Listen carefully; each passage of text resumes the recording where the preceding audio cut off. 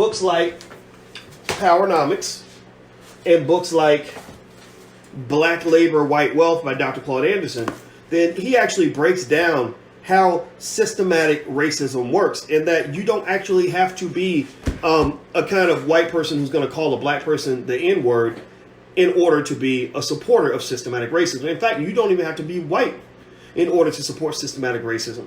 I know lots of black people who support systematic racism who don't even realize that they're supporting systematic racism. So just be clear. In this room right now, we have a bunch of white supremacists right here in the room.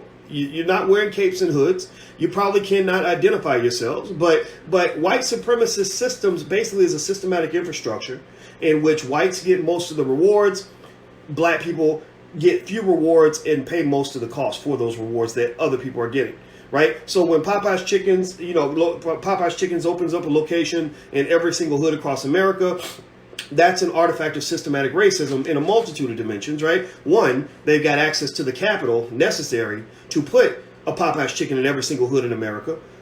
Most black folks can't do it. Yes or no? Yes or no? Yes or no? How many of you in this room know a single black person anywhere who is a personal friend of yours that you could pick up the phone and call right now, who has access to enough capital to put up, say, even 20 Popeye's Chicken locations all throughout the United States? Yes or no? Does anybody know any black person on your phone, in your cell phone right now that you can call who has the ability to put up 20 Popeye's Chicken locations and get the capital in order to do that? No. Right? That, my friends, is an example of systematic racism.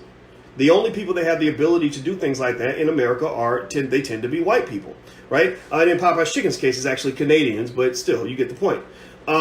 Other examples of systematic racism, the types of food that's sold in black neighborhoods is very different from the kinds of food sold in white neighborhoods, because the people who have the capital to place the food dispensaries and the restaurants in different neighborhoods, they tend to be white, and those who are trapped in food deserts and forced to eat Popeye's Chicken because because there's nothing else nearby for them to go eat. Not that you're ever forced to eat Popeye's Chicken, but you don't have any healthy choices. Those people tend to be black, right? The types of food that is advertised and marketed to you as a black person, the type of food, like that Popeye's Chicken, which is probably more dangerous to you than smoking like 2 packs of cigarettes a day, maybe 3 or 4 packs a day. I don't know which is worse. So you got to do a contest one day, see who dies first, right? The person that smokes 5 packs a day or the person that eats, 2 chicken sandwiches a day. It's probably going to be a tie, right? And it's because they both going to be dead. Neither one of them will live a long life most of the time.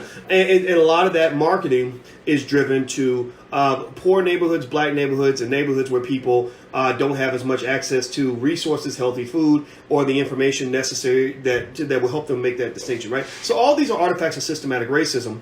The way you also participate in systematic racism is because you choose to deliberately every single day participate in systematically racist systems. For example, when a black person has a child, first thing they do with that baby when they turn 5 is they hand them over to a white school system, even though there's a ton of black schools out here that would love to have your support, right? When you turn on the TV, you're watching white media. When you go out to eat, you may be eating at white restaurants. When you support businesses, chances are that 80-90% of your income goes into the hands of a white person. So white supremacy is it's a two-person tango, right? It takes 2 to tango in white supremacy. You need the oppressor and you need the oppressed, and it kind of works when both of them kind of understand. So you too, unfortunately, are probably a white supremacist, but I love you anyway because I'm probably part white supremacist too. I've got plenty of coon blood in my body. I probably need to go get some surgery or something, or a blood transfusion, because I need to get the coon out of my system. Anyway, now let's go back.